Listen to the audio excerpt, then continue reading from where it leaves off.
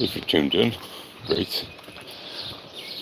People say YouTube live streams are a great way to do whatever. Let people know about what you're doing.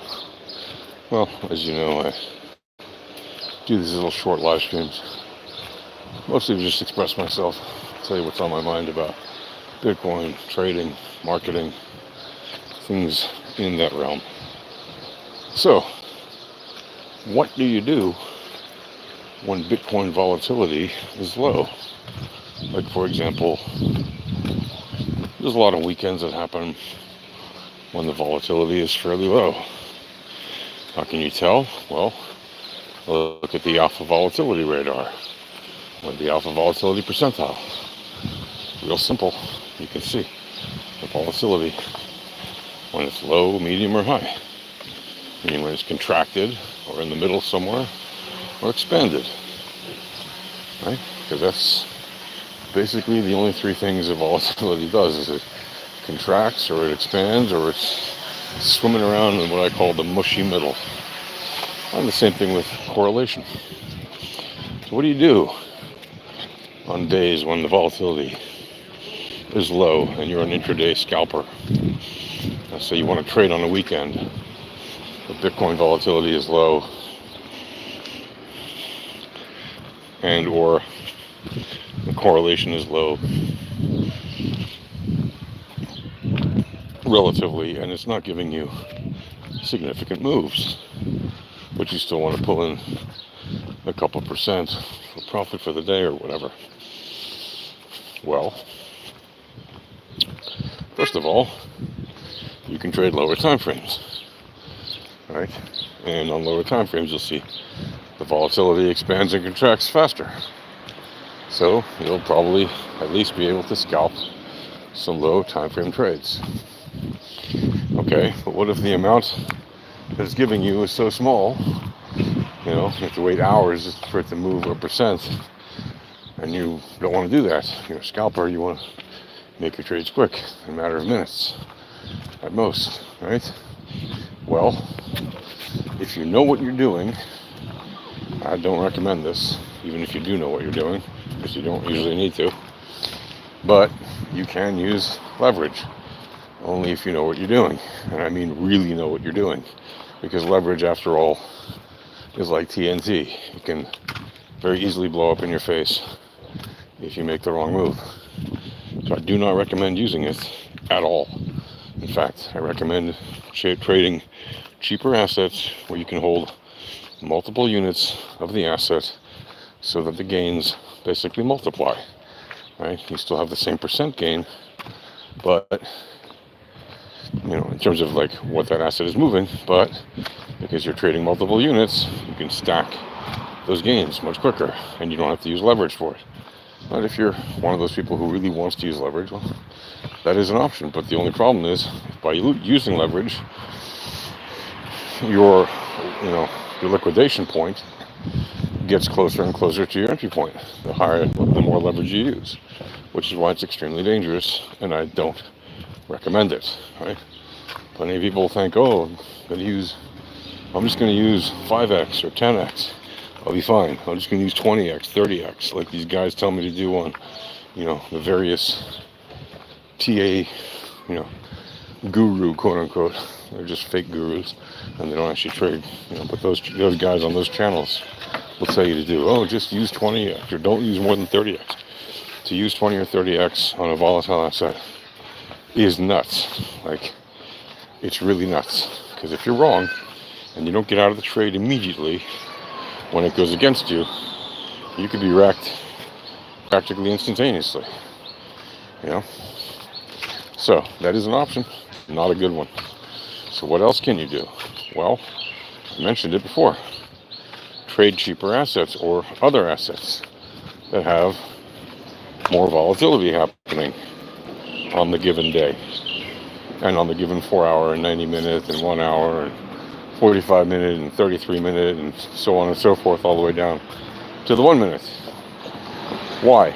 Well, lots of altcoins, for example, will have, on a slow day, 3-4 times as much returns and price action that follows as a bigger asset like Bitcoin. And that's because people are still trading those alts, and they are usually far less liquid than Bitcoin. And so it's easier for those percents of returns to move more than Bitcoin. Now, are they better investments long term than Bitcoin? You're a scalper, it doesn't matter, right? And the answer is probably not. It doesn't mean they're bad investments. It just means they're probably not going to yield, at least for the foreseeable future, returns that will outpace Bitcoin for the relatively long term if you're an investor. But as a scalper, you don't care about that. You care about the gains on the day. So you can certainly, if you know how, trade those alts, on the same exchanges where you can trade usually Bitcoin or Ethereum or whatever, and you can make, your scalps on those smaller assets. And why would you want to do that? Well, again, you'd want to do that because the rate of return will be better than it would be on sitting on a crypto that, like Bitcoin, that might be quieter, relatively, having less volatility on a given day, right? So, there are a lot of days when Bitcoin is relatively quiet, where you still might get a decent return on, Solana or Litecoin or DOT or BNB or whatever you want to trade, right? But the point is to look for the volatility setups where, preferably you can see that on the day there's a decent amount of volatility, and on the setups you're looking for either fully contracted volatility and correlation, or fully expanded volatility and correlation, or fully contracted volatility, fully expanded correlation, or fully expanded volatility and fully contracted correlation. Why? Because in those scenarios, you're least likely to have it walk sideways once it breaks, right? Once the volatility starts to rise or fall from the extremes, or once the correlation starts to rise or fall from the extremes, you're very likely to get a nice setup. And you can do that quite easily by trunking down, through your workflow, getting down to a low time frame to where you can actually scalp. And doing that over and over again over the course of a day, even if it's a relatively quiet day, can certainly, lend itself to producing more than 1 or 2 or even 3%, gains on your returns for the course of that day. So that is how you can trade when Bitcoin has very low volatility on higher time frames and looks like it's set to be a relatively quiet day, because it doesn't look like the volatility is about to expand anytime soon. But just bear in mind, things change quickly.